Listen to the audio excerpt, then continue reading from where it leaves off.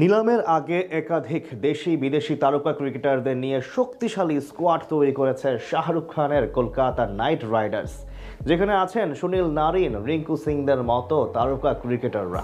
বিপরীতে বাদ পড়েছেন Andre Russell, Quinton de Kock সহ বেশ কয়েকজন। অকশনে নজরে থাকবে দু একজন বাংলাদেশি ক্রিকেটারের ওপরও। সব মিলিয়ে কলকাতার স্কোয়াড ও ভবিষ্যৎ পরিকল্পনা নিয়ে বাকিটা জানবো রিপোর্টে।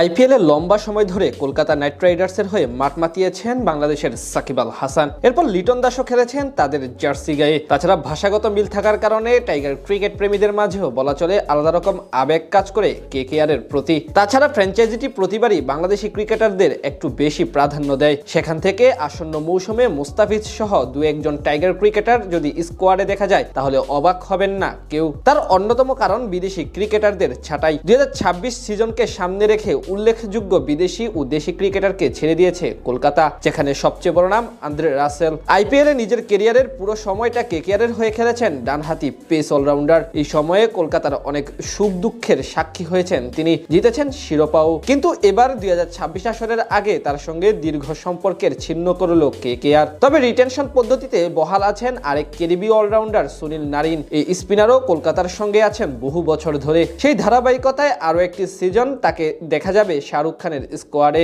তার সঙ্গে দ্বিতীয় বিদেশি হিসেবে আছেন রবমান পাওয়েল। এই দুজনকেই ফরেনার হিসেবে ধরে রেখেছে কলকাতা। রিটেনশন পদ্ধতিতে ঠাঁই হয়নি Quinton de Kock, Rahmanullah Gurbaz, Moeen Ali ও এন্ড্রিক নরখিয়াদের মতো ক্রিকেটারদের। বর্তমান স্কোয়াডে ব্যাটিং অর্ডারে আছেন অভিজ্ঞ আজিঙ্কিয়া রায়হানি, আঙ্গিশ রাঙ্গবর্ষী, মানিশ পান্ডে ও রিঙ্কু সিংদের মতো তারকারা।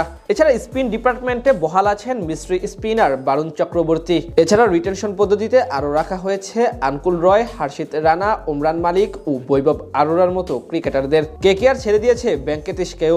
2021 আইপিএলে উঠে এসেছিলেন ভেঙ্কটেশায়ার। সেইবার কেকেআরকে ফাইনালে তুলতে প্রধান ভূমিকা রেখেছিলেন তিনি।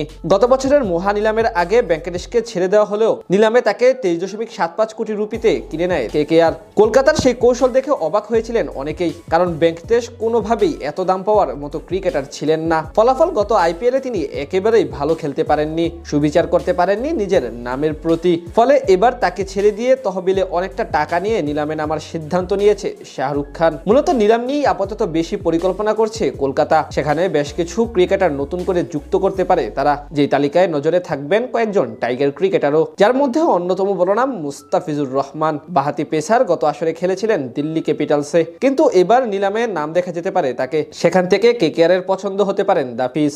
এমনকি পশ্চিমবঙ্গের ক্রিকেট ভক্তরাও তাকে নিজেদের ডেরায় যুক্ত করতে চায়, কারণ বল হাতে দারুণ ফর্মে আছেন কাটার মাস্টার। এছাড়া ডানহাতি ব্যাটার সাইফ হাসানও থাকতে পারেন তাদের পছন্দের তালিকায়। আগামী 16 ডিসেম্বর অনুষ্ঠিত হবে 2026 আইপিএল এর মিনি নিলাম।